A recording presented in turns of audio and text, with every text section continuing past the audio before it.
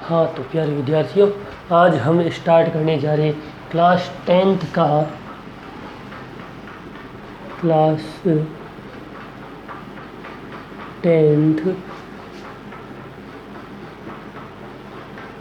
Science chapter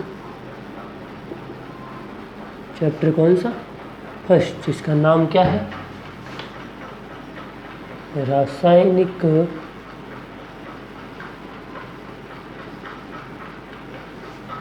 अभिक्रिया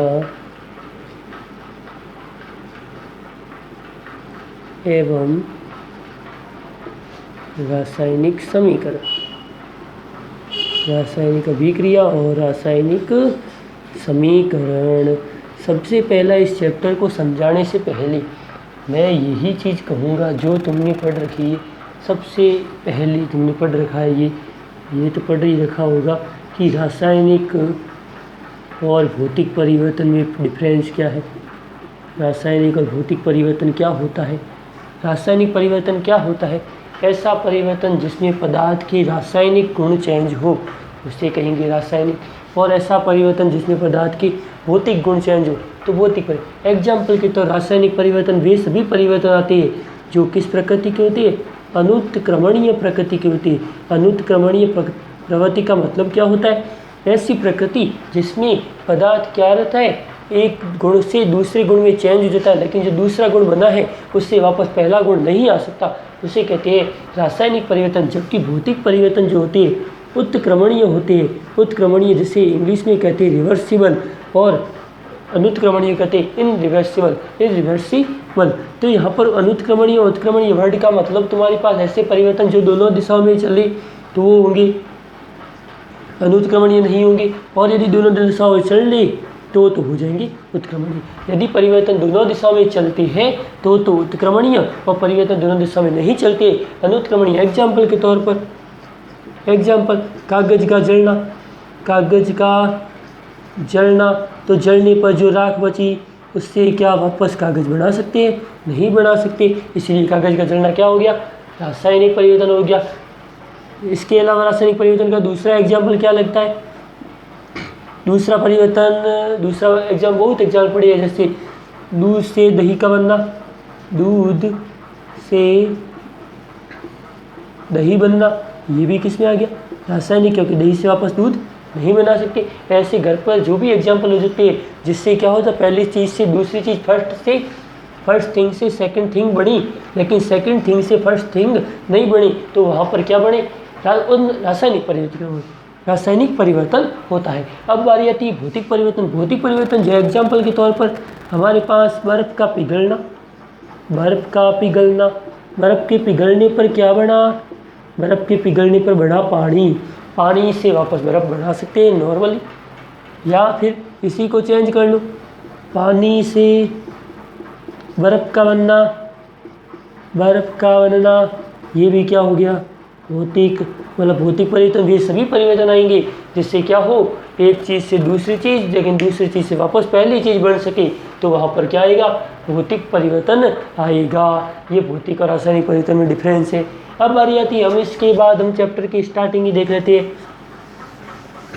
ये समझाना क्या जरूरत है कि चैप्टर तुम्हारे पास आसानी से समझ। अब चैप्टर में सबसे पहला टॉपिक क्या है? रासायनिक अभिक्रिया। रासायनिक अभिक्रिया खुद होती क्या है? रासायनिक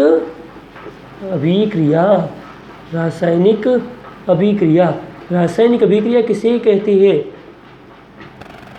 रासायनिक अभिक्रिया किसे कहते हैं? ऐसी अभिक्रिया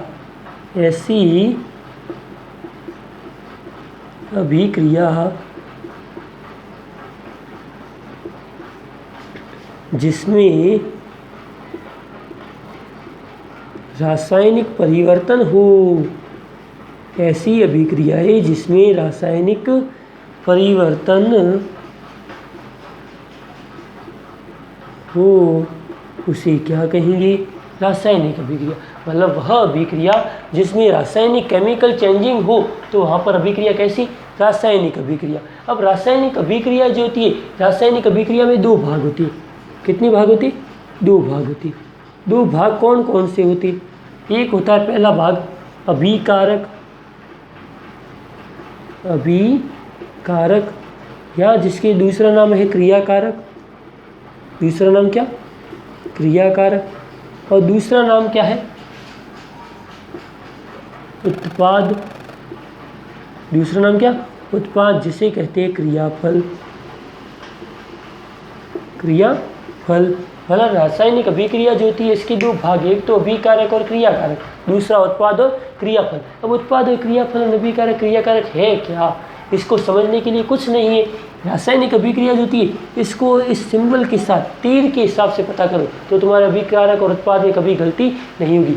अगर जहाँ पर ये रासायनिक अभिक्रिया जो होती है उसको इसी तरीके से शो किया जाता है, मतलब यहाँ पर कुछ लिखा जाएगा, यहाँ पर कुछ, मतलब तीर के निशान का जहाँ जो है, तीर के निशान का जहाँ मुंह होता है वहाँ पर जो लिखा जाएगा उसको तो कहेंगे उत्पाद या क्रियाफल, और तीर के निशान का, तीर का जो पूँछ है, तीर के पूँछ की दिशा में जो लिखा जाएगा उसे कहेंगे अभिकारक या क्रियाकारक, अभिकारक और क्रियाकारक। मतलब अभिकारक कहाँ लिखे जाते हैं, तीर की पूँछ की तरफ अभिकारक लिखे जाते हैं। उत्पाद कहाँ लिखे, तीर की मुंह की तरफ, तीर की दिशा की तरफ क्या लिखे जाते हैं, उत्पाद लिखे जाते हैं। ये हो गया रासायनिक अभिक्रिया। अब रासायनिक अभिक्रिया के बाद आता है रासायनिक समीकरण। रासायनिक अभिक्रिया के बाद क्या आता है, रासायनिक समीकरण। रासायनिक समीकरण क्या होते हैं, रासायनिक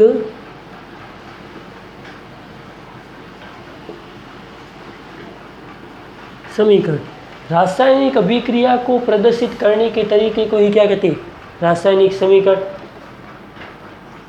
वे समीकरण जिससे रासायनिक अभिक्रिया को प्रदर्शित किया जा सके, वे समीकरण जिससे रासायनिक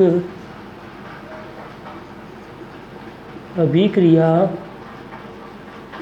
वे समीकरण जिसमें रासायनिक अभिक्रिया को प्रदर्शित, वे समीकरण जिसमें रासायनिक अभिक्रिया क्या किया जाए, प्रदर्शित किया जाए, उसे रासायनिक समीकरण कहते हैं, रासायनिक समीकरण कहते हैं। मतलब वे समीकरण होती है जिससे क्या हो जाए, रासायनिक अभिक्रिया को प्रदर्शित किया जाए, उसे क्या कहेंगे, रासायनिक समीकरण कहेंगे। एग्जाम्पल के तौर पर मैंने कहा था कि, एग्जाम्पल के तौर पर मैंने कहा कागज का जलना।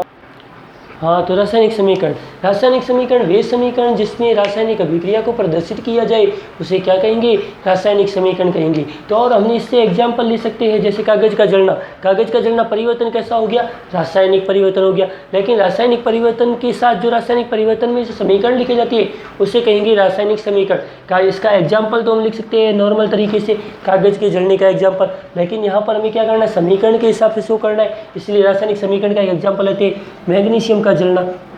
मैग्नीशियम का जलना, मैग्नीशियम क्या होता है, मैग्नीशियम एक प्रकार की धातु है, मैग्नीशियम एक प्रकार की क्या है, धातु है। जब इसको जलाया जाता है, कोई भी चीज़ जलने में, जलाते हैं, जलाने में सहायक क्या होता है, जलाने में सहायक होता है ऑक्सीजन।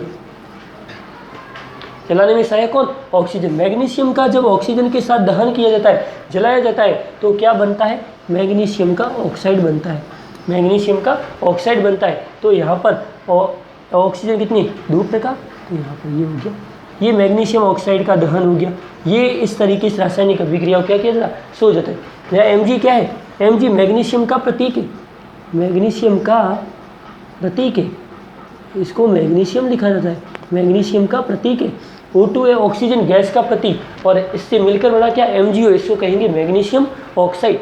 मैग्नीशियम ऑक्साइड, ऑक्साइड क्यों लगा, क्योंकि यहाँ ऑक्सीजन किसी भी अब धातु के पीछे लगा, कोई भी अगर जो किसी धातु के पीछे लगा है तो इसका मतलब क्या होता है, इसका साइन माइनस है, और माइनस साइन के लिए प्रत्यय क्या लगा जाता है, आइड प्रत्यय लगा है, इसलिए मैग्नीशियम ऑक्साइड पढ़ा जाता है, मैग्नीशियम ऑक्साइड। ये तो हो गया रासायनिक अभिक्रिया, रासायनिक समीकरण के बारे में बेसिकली, रासायनिक अभिक्रिया रासायनिक समीकरण का बेस। इसके बाद रासायनिक समीकरण जो थे, रासायनिक समीकरण को सरल कैसे करते, संतुलित कैसे करते, इसके लिए हमारे पास एक विधि आती है जिसे कहेंगे हिट एंड ट्रायल विधि, जो हम पढ़ेंगे अपने नेक्स्ट वीडियो में। और नेक्स्ट वीडियो एकदम हिट एंड ट्रायल विधि आपको आराम से समझ में आएगी और सही तरीके स्टार्टिंग से। अब चैप्टर यहाँ से शुरू हुआ है, आप शुरू से ज्वाइन रहना ताकि तुम्हें चैप्टर पूरा का पूरा समझ में आ सके। ये हो गया रासायनिक अभिक्रिया रासायनिक समीकरण।